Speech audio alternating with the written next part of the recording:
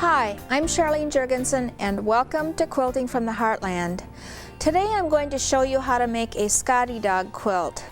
This one was really fun for me to make because I got into my scrap bag, and so for those of you that have a lot of scraps hanging around, this is the one you're going to want to do. I used only plaids and stripes for the squares that are alternating between the Scottie dogs, and you notice that I separated my plaids and stripes into a light and dark group of fabric. The medium group did not get to be used. In fact, they don't look as good as if you have the high contrast between the light and dark fabrics. The Scottie dog is sitting on a beige tone-on-tone diagonal plaid, and I don't know if you can pick that up or not. And then the Scottie dog itself is cut out of a flannel piece of fabric. The quilting on it was really simple to do. We just used a diagonal line going diagonally in both directions through the center of each of the squares. And then around the Scottie dogs, we just used a smaller meandering to kind of set that dog up so it looked like it was a little bit fatter. Along the outside edge, Jean put a continuous line feather, and then the inner border, or the little black border, I hope I remember later in the program to show you a different way of putting that on. Up ahead of me, I have a small version of the same quilt. In fact, it was the first one that I made for this program, and then I decided I should show it in two sizes. This, of course, would be considered the miniature one. And for this one, I used the 3-inch or 3.5-inch square from the Quilter starter kit, and then I used the half square triangle. So this one only took 2 templates to create the whole thing. In the large quilt that was up on the wall that I showed you in the beginning, used just the large half square triangle, and then I used a 6.5-inch ruler. When you look closer at the little Scottie dogs, I want to point out a few things about it. Again, I have used a blanket stitch around the outside edge of the Scottie dog, and we'll be doing that at the machine shortly. And I used a red sulky thread. And then to do the collar of the puppy, I used a reinforced straight stitch, and then we tied off with a little heart. And that too can be done on the sewing machine. I added a little eye, and that's probably something you wouldn't want to add if you were using it for a baby quilt. The quilting was really easy on this one. I used a feather stitch, which is already programmed into the sewing machine, and then on the square that sits on point in the center of each of the blocks, I used the continuous wave stitch.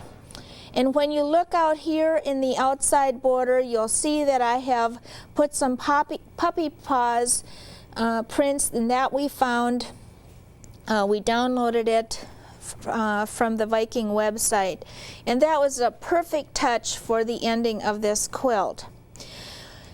The quilt is so simple to cut and make, and I'm going to show you all of the details. First of all, I'm going to show you how to cut the half square triangles. Now you have to remember that I used only scraps for this, and you could stack as many as 6 layers of scraps on top of each other. And when you're going into your scraps, even though it's scraps, you want to move that template down into the corner, and you want to cut the half square triangle so the bias is cut on the long edge and the straight of grain and the cross grain goes on the 2 short edges. And a little bit later I'll show you why. Remove that, and again, just make sure that you leave your fabric on the board so that you can turn it easily. And again, turn the board so that the template and the fabric is at the right angle for you, and that's how you cut the perfect little pieces that go into your quilt. And that's all you would do for cutting the half square triangles.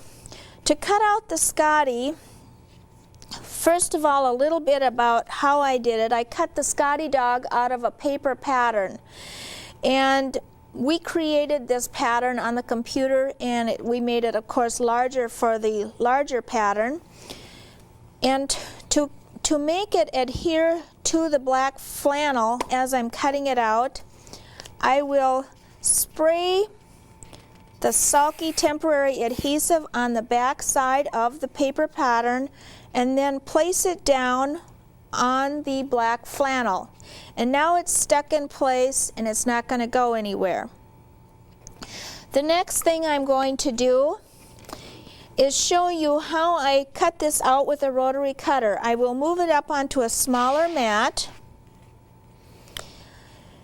and this time I'm going to use a smaller rotary cutter. Before I have been using the 28 millimeter. This time I'm going to use an 18 millimeter, which is about half the size of the one that I usually use. Just like the big cutter, I'm going to follow that pattern, but because of the tight curve, I find that the little cutter is a lot easier to control. Start in the corner, back up. This is a great cutter for applique. And just continue to cut along the edge of that pattern. And because it is a small cutter, it's easier to follow the curve of the applique. And I won't continue cutting around the rest of the pattern, but it's really a simple thing to do. If you don't have the smallest cutter like that, then I suggest that you use a scissor. You just hold it in your hand, and because of the spray adhesive, it's not going to go anywhere, and you can cut it out with a scissor. To make the Scottie block, I made a little sandwich for the Scottie to sit on. I didn't want the Scottie to lay flat. And I don't know if I did it on this one or not. Yes, he has, it's like a trapunto behind the Scottie dog. I wanted to look like he wasn't a hungry puppy. To make the sandwich is really simple when making the Scottie dog quilt. And what I have up in front of me here is the 6.5-inch square that goes on the bottom, and that fabric is right side facing down. Then I have put 2 layers of batting, depending on how much you want to feed your puppy. And then the next layer is a cutaway, soft and sheer stabilizer. And the reason I chose that stabilizer is it isn't so stiff when it goes into the quilt. Then when you turn the sandwich over, like this, you end up with the Scottie dog on top of the sandwich. And again, we have the same layers. Now this time when you look at it, you have the soft and sheer on the bottom, the batting 1 or 2 layers depending on how much you want, and the Scottie dog on top that we cut out with the rotary cutter. Now to make the Scottie stay in place, what I'm going to do is spray the back of him just like I did the paper earlier. And now he's not going to go anywhere. And he'll stay right there while we do the applique stitch. I think we're now ready to go to the sewing machine. I'm going to use a red sulky thread to stitch the Scottie dog on, and this is what he will look like when he's finished. I want to do some changes with my settings on the sewing machine. I'm going to go into the heirloom stitches, and I'm going to touch the blanket stitch, and the stitch length and width are a little bit too long. I'm going to change the stitch length to 3.0 to shorten it up a little bit, and the stitch width to 3.5. And then I'll just touch OK, and I'm ready to go. Now on the screen it tells me that the blanket stitch is going in the opposite direction that I want it to go, so I'll go back into adjust again, and I'll touch the mirror image, and now the stitch will be going in the right direction. I'm using an open toe foot so I can see the edge of the Scottie dog, and I will put the needle down right on the corner. And I want to start out with quite a long tail of thread, and I'm not going to cut that off. I want to take a hand needle and bring it to the back side and tie it off. Now I will begin to sew with the edge of my needle always going on the right side of the black, so it picks up the edge of the Scottie dog block. So what I'm doing is sewing through the whole sandwich.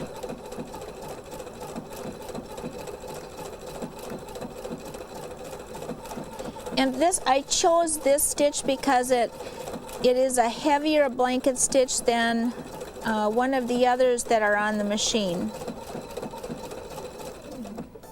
Now notice when I stopped, the presser foot came up a little bit. That allows me to readjust the machine or the fabric without having to pick up the presser foot, and then I'll sew a few more stitches. That way I'm not trying to move the fabric as I'm sewing. Now again, I want to stop, readjust the fabric, and continue on. And when I get to this outside point of the tail, I will also pivot with the needle in a down position.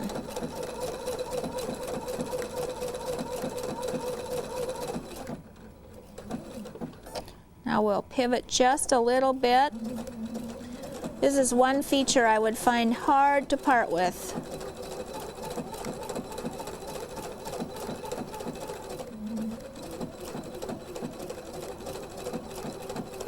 We'll get to the end of the tail here, and then I'll show you what I'm going to do. I'll turn just a little bit.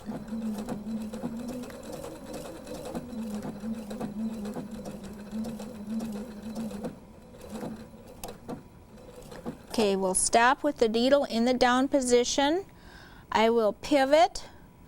I will do one stitch in that direction, and then I will come back and forth, readjust, cross over again, and continue along this edge. And as I'm going through the curve, whenever I feel it's necessary, I will stop, the presser foot will come up, readjust, and continue on. And I don't think it's necessary now to go the rest of the way because it's all basically the same way. Just stop and let the presser foot come up and readjust. The next thing that I would do then after that is I would trim away the excess fabric on the back side. Now remember, we want to make this into a trapunto pattern. This one has already been trimmed away. To do that, I suggest that you use a scissor with a blunt end so it won't poke through the top side of the fabric. And you would sneak that scissor between the sandwich and make sure that you don't get the right side of the quilt involved in that cut, and just remove all that excess batting and try to get as close as you can without cutting into the top of the quilt. And that's a very easy way, don't you think, to make a trapunto Scottie. There's one more thing that I want to show you how to do on the Scottie dog to add embellishment. Remember that on the miniature one we had a collar. To do that, I go in back to the main menu and I select the A window and I go into the reinforced straight stitch. I touch OK, but I've decided that maybe I want to adjust the length of that stitch a little bit more, so I'll practice on a piece of scrap to see if I have the length of the reinforced stitch that I want. Now I think I'll lengthen it a little bit, so I'll go into adjust and I'll just touch the plus button, and I think I'll increase it to a 4.0, and that'll look a little bit more like hand stitching. And then I'll just go back over to the Scottie and we'll now give him a collar. Again, we'll start with a long thread so that I can pull it to the back side.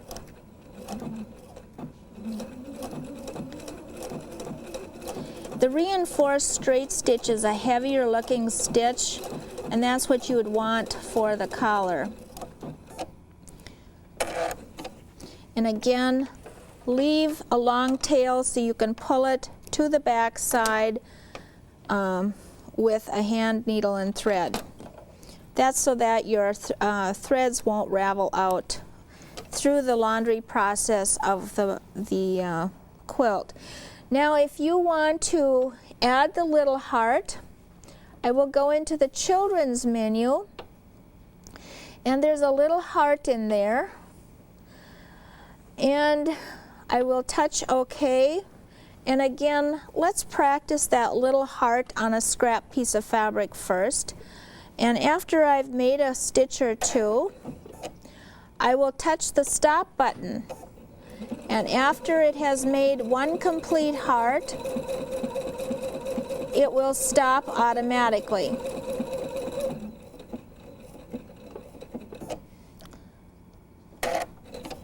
Okay, that's the heart I want. So let's go and add it to the puppy. Let's see, if the heart was facing that way, we'll give them a heart about right here. I'll touch the stop button.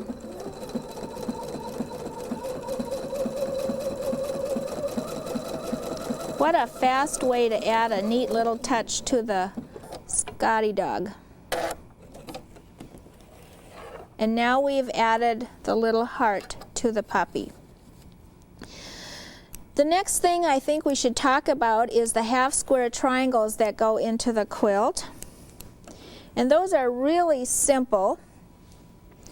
Here we have ahead of time sewn some of those together, and to do that I use the scant 1/4 inch seam allowance, which is already programmed into the sewing machine. What you do is you put a light and a dark right sides together. Always start sewing on an anchor cloth first.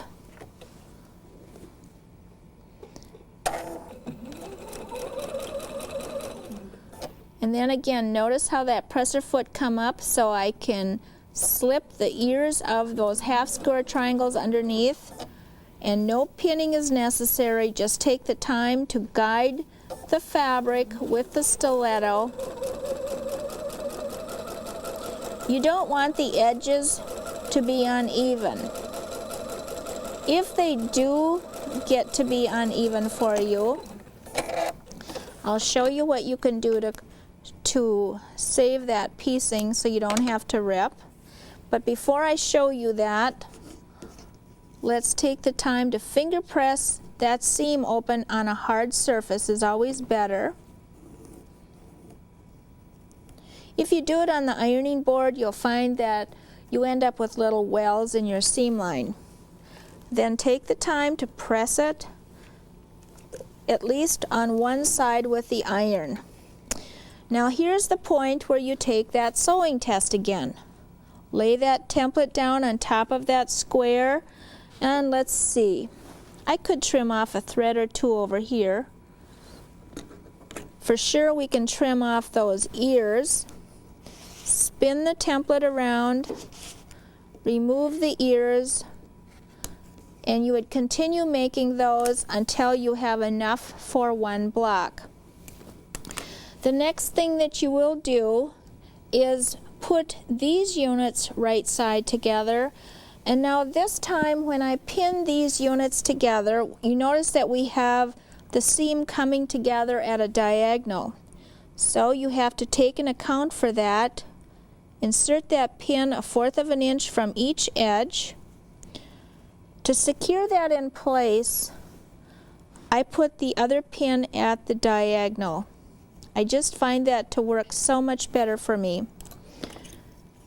And then we will sew that seam, and again I got to remember to use the anchor cloth. Notice how the presser foot came up again because I had it in that position. and then we'll sew that seam, pull the pin, and continue on to the end of that seam. After that, you would sew the other 2 units together, and then you would end up with something that looks like this. When this block is finished, you end up with a perfect 6.5 inch square. Also notice that on each of these corners of the square that sits on point, the seam allowance is 1/4 of an inch from the edge. And that's very important because when you add the Scottie dog block to this unit, and this happens to be what we call the alternate block, when you sew this right sides together now, you want to sew with the plaid or the patchwork on top so you can sew directly over that intersection. And then you would continue to sew your Scotties and blocks into rows. And of course the size of your quilt will determine either the size of the templates that you used or the amount of blocks that you wanted to put together. And just for fun, out in front of me before the program, I laid out the same plaid units and put them together without the Scotties in between them. And I thought it was fun to show you another pattern that you could do without adding the Scottie dogs. It's a wonderful scrap quilt. And remember earlier I talked about that border I was going to talk about, that little black border? Notice how it is raised in this area. That was attached on the top of the quilt at the same time as the batting, and it just adds a nice little dimension. Also, you notice that these Scottie dogs are sitting on point in the quilt instead of straight like I did my other ones. I sure hope you've had as much fun as I've had today watching the Scottie dogs go together.